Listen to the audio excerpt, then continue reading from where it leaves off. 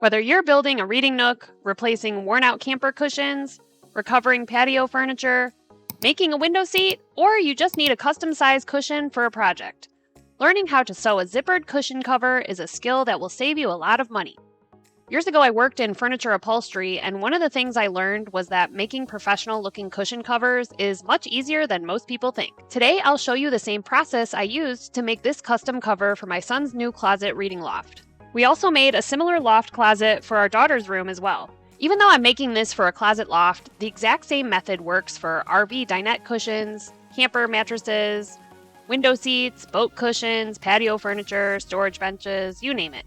Basically, any rectangular foam cushion you need to cover. In another video, we built closet lofts for our kids' bedrooms. But before anyone was going to spend time up there, they needed something comfortable to sit on. I ordered a piece of 4-inch foam for each loft, picked out fabric, and got to work making the covers. This foam was a good deal on Amazon, and I'll link to it in the description below. I started with using a regular sewing machine, but it decided to break halfway through sewing the first cushion cover. So I switched to using my overlock machine. Something is wrong with this machine! Why is it doing this? Just rethreaded the whole thing. Okay, so I gotta put it in like this, and then around that thing. And then this, it's not catching. Do I need to buy a new sewing machine? Okay, now I'm using my serger because my sewing machine died. The bobbin is not catching, so I'm just going to use my serger to sew the rest of this. The overlock machine, or sometimes called a serger, gives really clean professional seams anyway. So don't worry if you only have a regular sewing machine. Everything I'm doing today can still be done with either type of machine. The first thing you want to do is cut your foam to size. Now, if you are using an existing cushion and just trying to recover it, then you would want to measure it at this time. But I'm using a knife that's specifically made for cutting foam. You use it to cut spray foam, like hardened spray foam, and you can use it to cut foam board. We have this, but you can also use a serrated bread knife.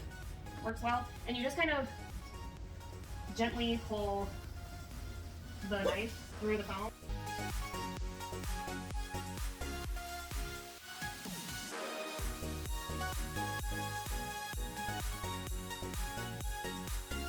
Okay, so my foam is 66 by 24. So to cut my one piece of fabric, I'm going to take the shorter. So here's my foam.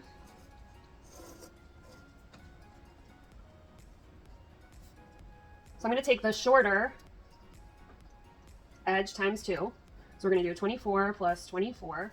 And then I need to take the depth times 2. So my foam here is 4 inches thick.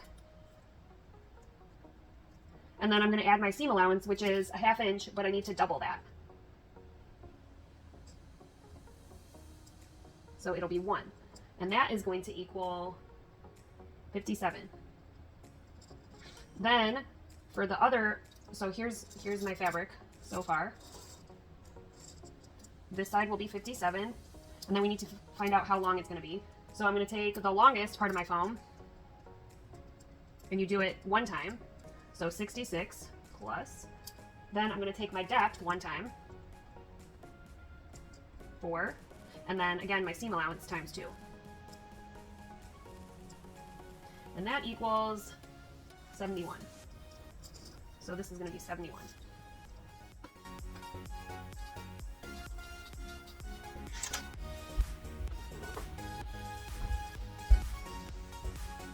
Okay, place the foam on there just to see if it makes sense. Double check the math.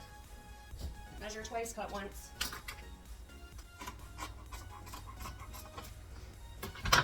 Once you have your fabric cut, you're going to cut corners off of your edges. Not the folded edge, but you can fold your fabric in half. And actually I'm going to do this all at once because the fabric is thin enough where I can make a cut all at once. So I'm going to do, because my depth of my foam is 4 inches, I'm going to cut that in half and cut a square out that's 2 by 2. I'm going to cut my depth in half, and 2 by 2.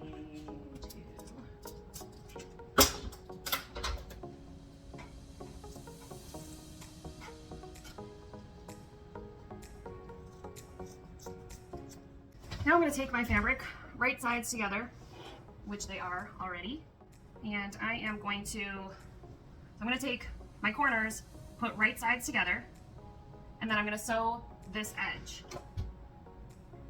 1/2 inch seam allowance, and I'm doing this on the serger, which is kind of nice because it finishes off the edge at the same time. Okay, so I'm going to go along and do all my corners. Make sure I get them right sides together.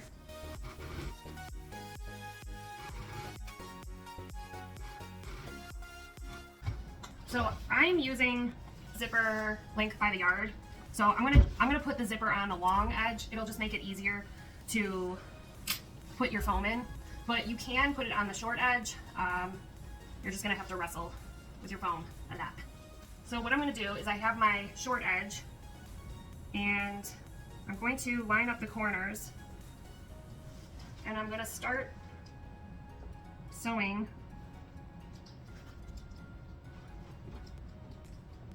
right about at the corner, so the corners match nice and perfectly.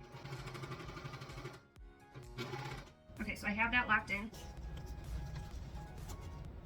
I'm going to take my zipper, and this is the right side of the zipper. I'm going to flip it over and put it face down, so right sides together. And I'm just going to keep going. And that's about 1.5 inches from the edge. I personally don't want it to go around the corner. And you know, I'm not really worried about getting the needle super close to the teeth of the zipper because it's hidden. This is a cushion. The zipper is going to be, in my situation anyway, it's going to be completely not visible. It's going to be invisible. So it doesn't matter. In most cushions, it really wouldn't matter if you see the zipper because it would be like on the bottom or hidden by something else. So to me, it doesn't matter. One thing I've learned working in upholstery is that some of the most important work is hidden. The hardest part of this cushion was sewing in the zipper, but once it's finished, you'll never even see it. Yet without it, the whole cover wouldn't even work. Our faith is a lot like that. The character we build when no one is watching becomes the foundation for everything people do see. In 1 Samuel 16:7, it says, "But the Lord said, people judge by outward appearance, but the Lord looks at the heart." God is just as interested in who we're becoming on the inside as he is what we're accomplishing on the outside. God often prepares us for bigger things by teaching us to be faithful in the small things first. But that doesn't mean that every project has to be perfect. All right, so I want to end the zipper 1.5 inches before my corner. So I'm gonna just cut that right there.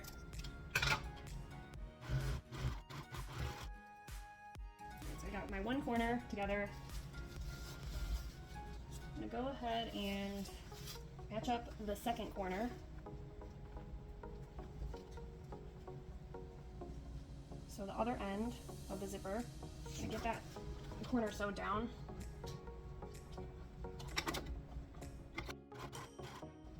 And then I have the zipper here.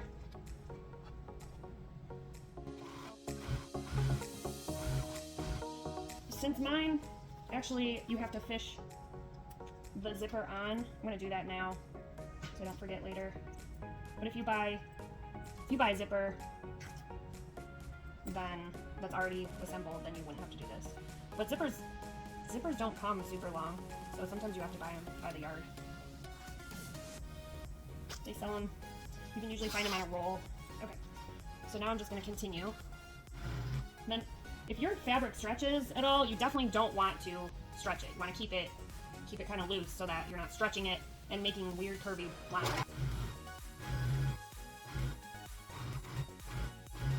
Okay, so I want to make sure that I'm lined up here, not stretching anything. Coming up to my zipper.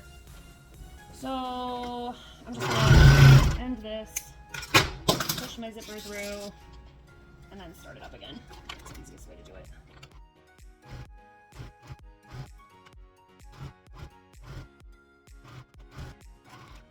Now I kind of have this hole right there. So you want to sew, here's the end of the zipper. You want to sew through there. So what I'm going to do is I'm going to remove the knife feature so that we don't cut anything. You could also hand sew this, but it's kind of cool that you can do it on the serger. I want to make sure that I'm going through that. Kind of got to be careful here. Got too much.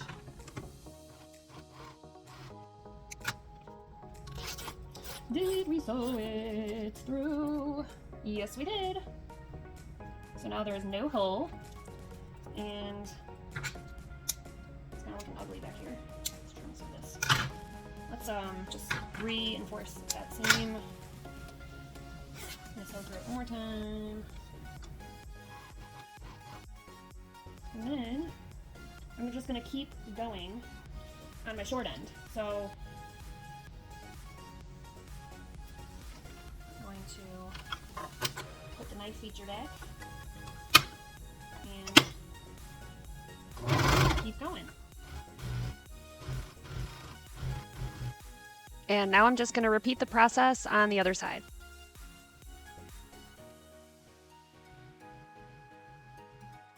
So now we have this corner that I created by sewing one edge, and this is the folded edge down here.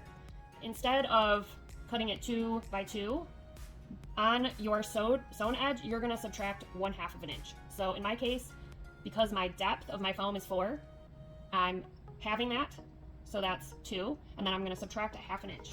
So I cut 2 inches over and 1.5 inches up. Here's the piece. So it's a rectangle. You're going to spread them apart like this, like a cootie catcher. Going to spread it apart, match up your seam, your sewn seam with your folded edge, and sew. All right, now we're going to do that again on the other side. Okay, now I'm just going to go back and clip all these little tails off, and that's it. That took about half an hour, and I was filming.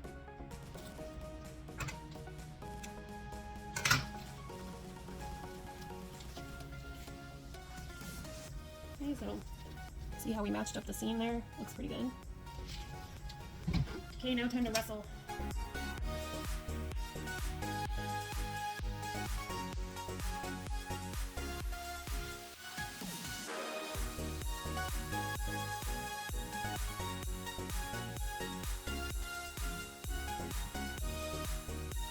Like I said, you can see the zipper, but this is going to be in the back, so you won't actually see it. It took a little more finessing to get the corners to line up, but I was pretty happy with the result. Let's go see if it fits. Ow.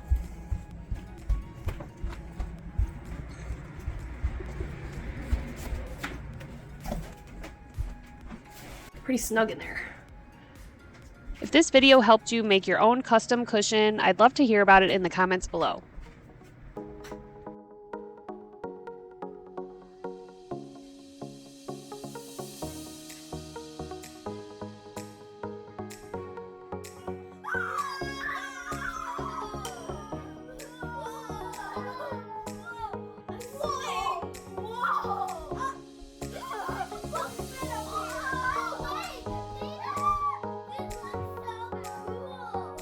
If you liked this video, give it a thumbs up, and please subscribe for more DIY projects. I'll see you in the next one.